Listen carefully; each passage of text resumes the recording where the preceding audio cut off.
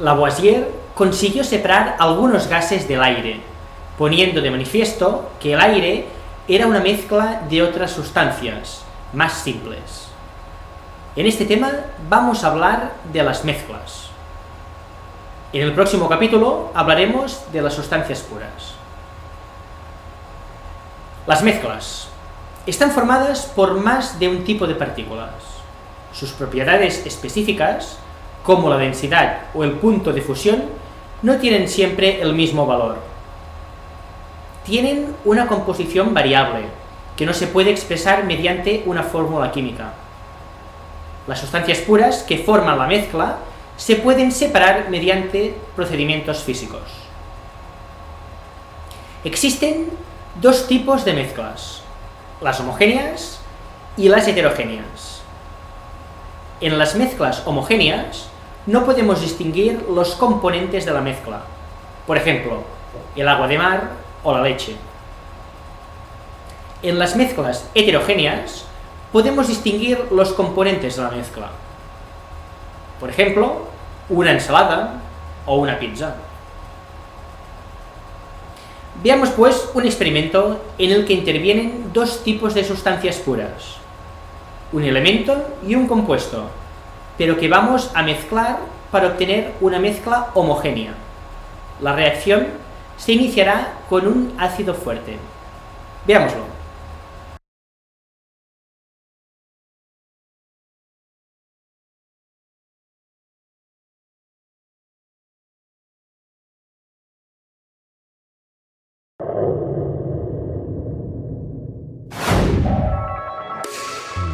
Ei, Pep! Hola, Pep, com anem? Molt bé, què tenim avui aquí?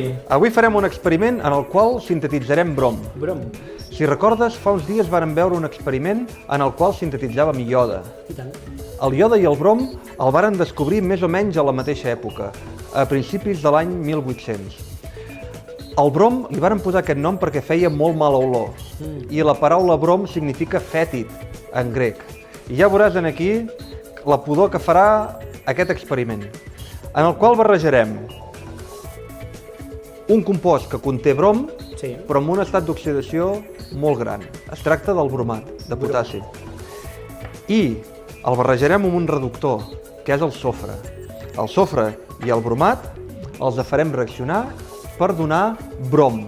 I nosaltres veurem el brom com un vapor de color taronjós. Si recordes el iode, que és de la mateixa família d'aquests compostos, un halògen, era d'un color violeta. Sí. Aquest el veurem d'un color força més taronja. I per desencadenar la reacció farem servir àcid sulfúric. Aquest és un experiment, amics, que no podeu fer a casa, perquè manipular àcid sulfúric és molt perillós. Doncs, Pep, anem a fer l'experiment. Vinga. Començaré per posar-me les ulleres. I tant. I el que hem de fer primer de tot és barrejar el bromat de potassi amb el sofre. I això ho farem amb una càpsula de porcellana. Molt bé.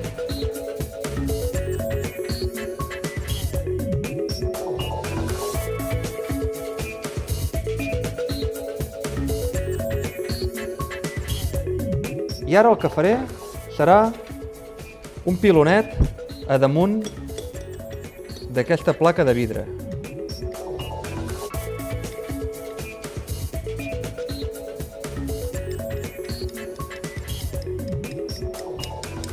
I ara aquí al mig hi hem d'afegir unes gotetes d'àcid sulfúric. Per això he fet aquesta forma com de volcà, perquè aquí al mig és on posaré les gotes de sulfúric. I ara sí que fem bé de portar ulleres, Pep. I tant.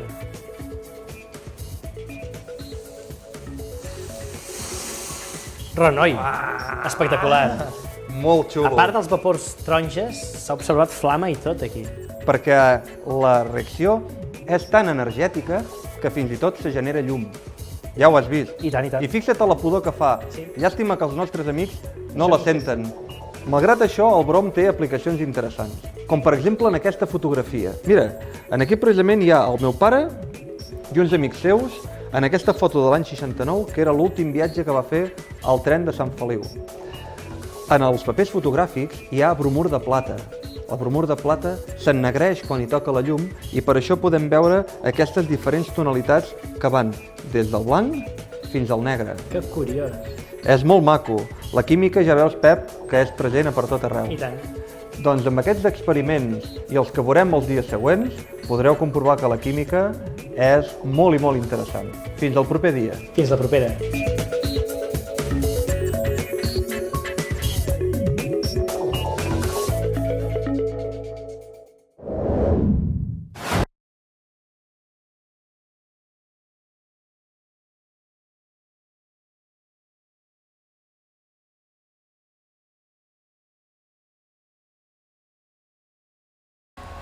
Probablemente, las mezclas homogéneas más conocidas son las disoluciones.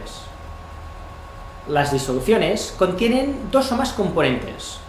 Está el disolvente, que es la sustancia que se encuentra en mayor proporción, y el soluto, que es el componente o componentes que están en menor proporción.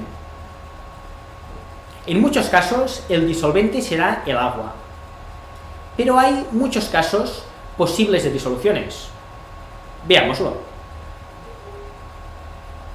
En las disoluciones sólidas, tanto el soluto como el disolvente son sólidos. Son aleaciones como el bronce o el latón.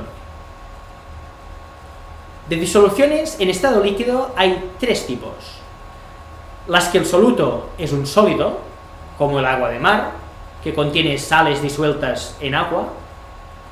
Las que el soluto es otro líquido, como el vino, que es disolución de alcohol en agua, y las que el soluto es un gas, como las bebidas refrescantes.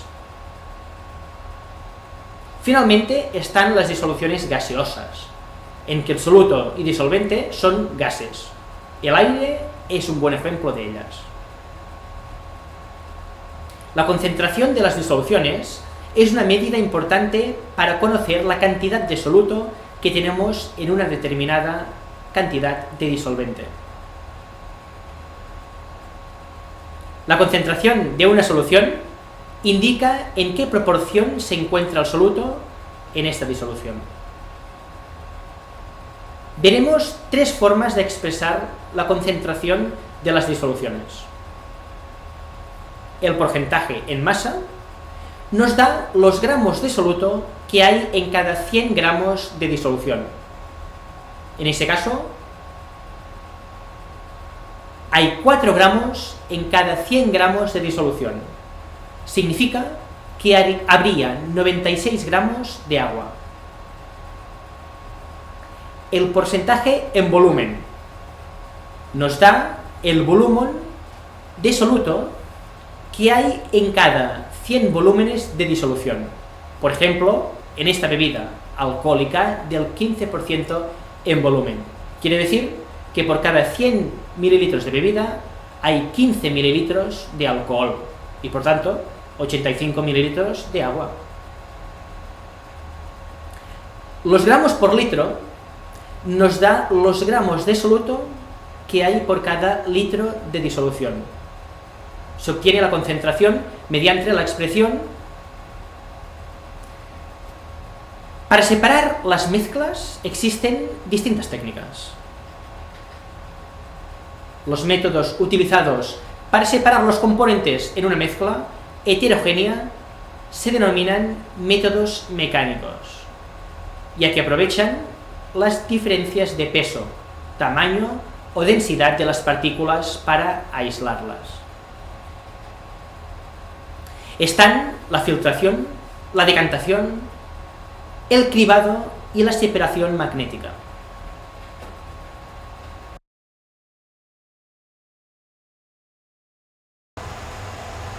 La filtración consiste en hacer pasar la mezcla heterogénea, formada por un sólido y un líquido, por un filtro. El filtro deja pasar el líquido, el filtrado, pero no el sólido. Veamos pues el ejemplo. Aquí tenemos agua y arena,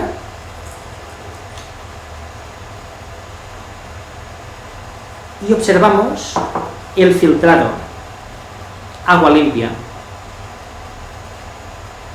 La arena y fango quedan retenidos en el filtro.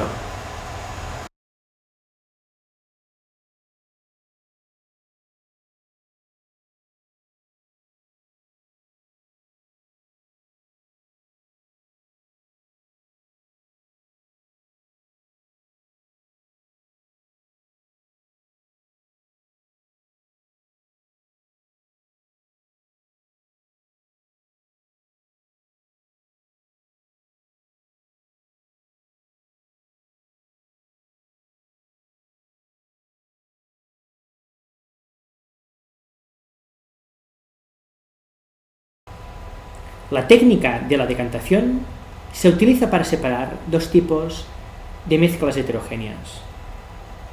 Para separar líquidos inmiscibles, es decir, que no se mezclen, se utiliza un embudo de decantación. En este caso, tenemos agua con colorante azul y aceite. Dos líquidos inmiscibles, no se mezclan. Mediante este embudo de decantación conseguiremos separarlos.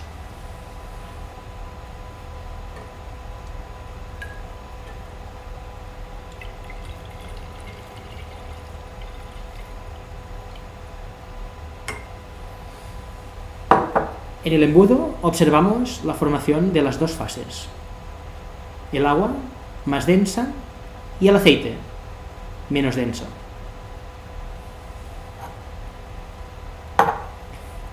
Si abrimos el grifo, podremos separar el agua del aceite que nos quedará en el embudo.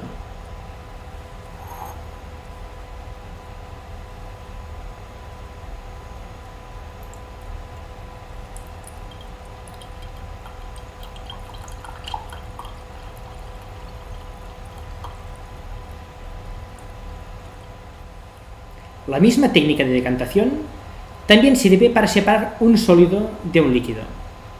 En este caso, en primer lugar, se deja reposar la mezcla para que el sólido se deposite en el fondo del recipiente. Ha tenido lugar una sedimentación.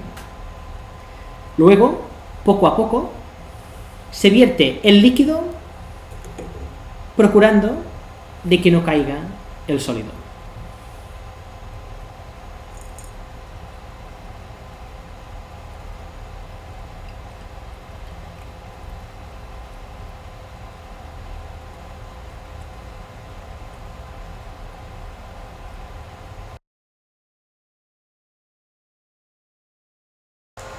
Para separar dos sólidos se puede utilizar el cribado, si la mezcla está formado por dos sólidos de distinta medida. Para ello se utiliza una criba o tamiz.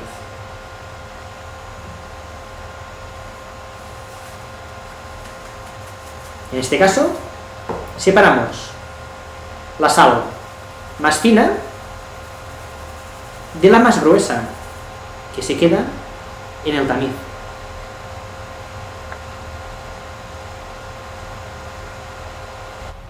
Si uno de los dos sólidos tiene propiedades magnéticas, se puede utilizar la separación magnética. Se utiliza cuando uno de los componentes de la mezcla es hierro, cobalto o níquel,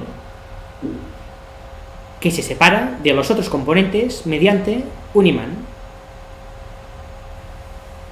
En nuestro ejemplo, tenemos una mezcla entre sal y limaduras de hierro. Mediante este imán conseguiremos separar el hierro de la sal. Los métodos utilizados para separar los componentes de una mezcla homogénea se denominan métodos físicos, ya que aprovechan diferentes propiedades físicas como la temperatura, de cambio de estado, la diferente solubilidad, etc.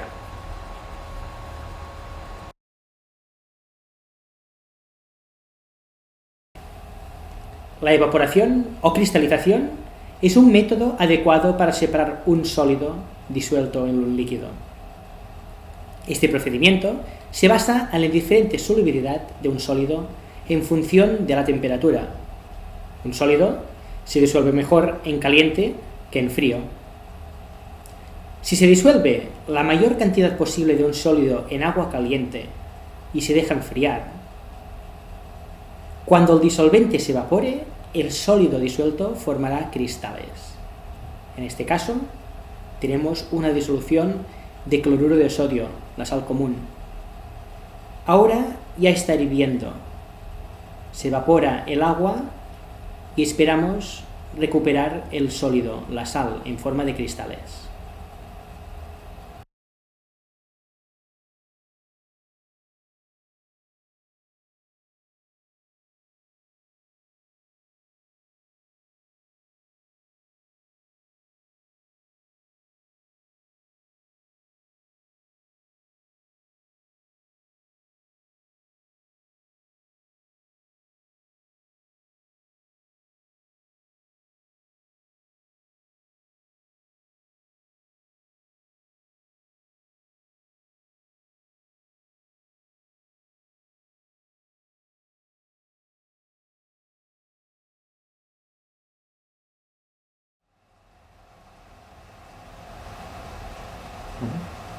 Observamos que la disolución ya no es cristalina.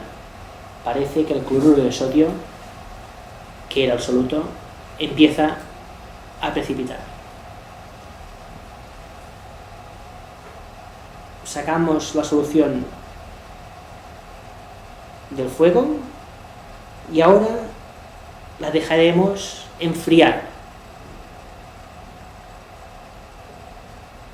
Y vamos viendo los cristalitos de cloruro de sodio.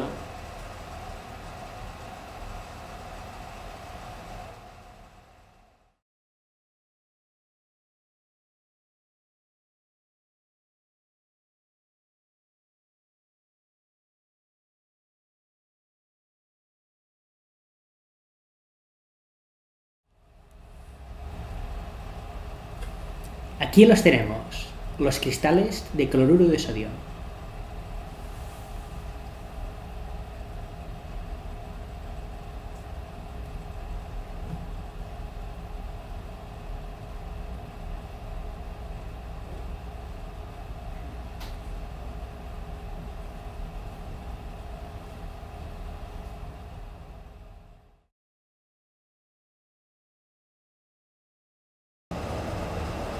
La destilación es un método de separación basado en la diferencia de temperatura de ebullición que tienen los componentes de la disolución.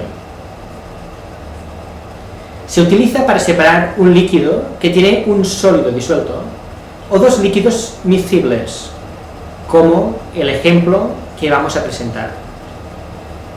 Para separar los componentes se calienta la mezcla.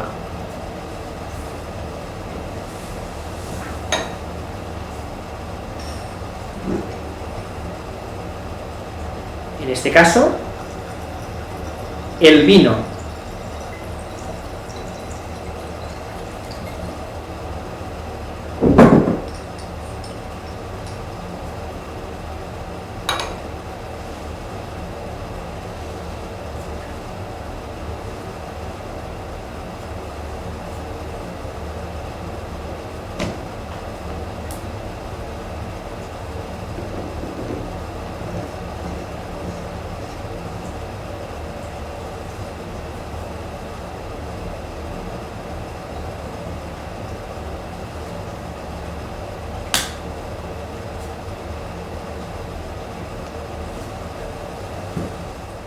Cuando se alcanza la temperatura de ebullición del líquido con el punto de ebullición más bajo de la mezcla, en el caso del vino, el alcohol, los vapores de este pasan a través de un tubo refrigerante, en las paredes del cual conseguimos condensar estos vapores, de manera que primero recogemos el alcohol líquido y posteriormente recogeremos el agua líquida en la destilación del vino.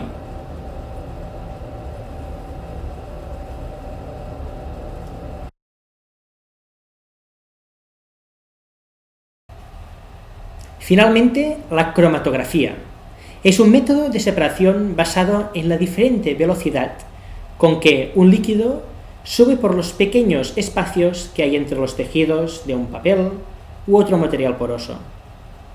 Se utiliza para separar los diversos componentes líquidos de una mezcla homogénea, por ejemplo, los componentes de la tinta de un rotulador.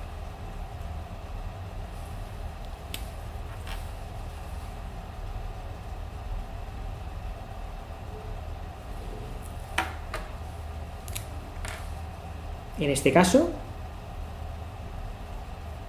intentaremos separar los componentes de la tinta de este rotulador marrón y el lila. El líquido, el eluente que subirá por ese papel será el alcohol.